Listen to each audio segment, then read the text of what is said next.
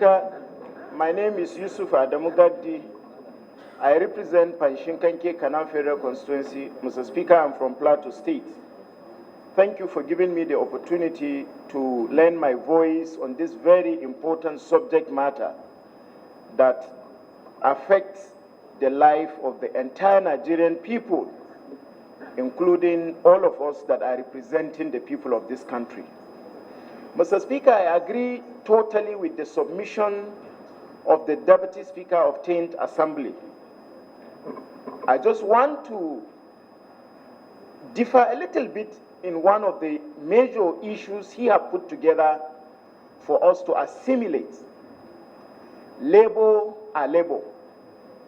We respect them, and Nigerian people respect them and their opinion, including their intentions in making sure that dividends of democracy, good governance, is seen in the full angle of Nigeria. We equally appreciate Mr. President. I can say it again and again, for his bold step in making sure that subsidy is gone. Because in my personal opinion, that is one of the biggest cancer that had hit Nigerian economy beyond any reasonable proportion.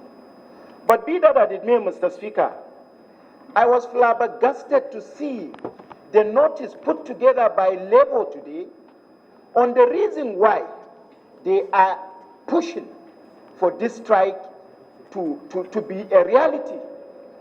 Mr. Speaker, what are they saying?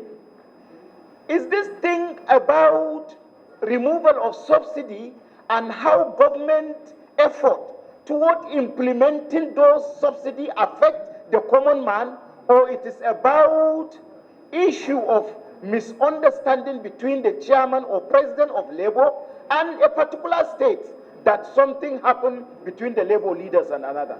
Mr. Speaker, I have seen it in the four angles of our social media, which is unacceptable to the parliament, that the demand of the Labour, Mr. Speaker, I say this without any fear of political misrepresentation. Labour's demand is to arrest and prosecute somebody, and allegedly gang leader who have meted perhaps a criminal intention or assault on the president of Labour. Mr. Speaker, I have seen in the social media that most of the demand have equally gone beyond that.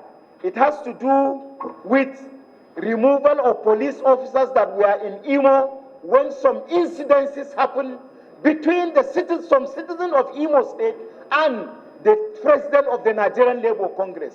Should we call strike because of a personal problem between us and some institution of government, or Labour are calling Nigerians to go on strike because of their intention to represent the common man in Nigeria?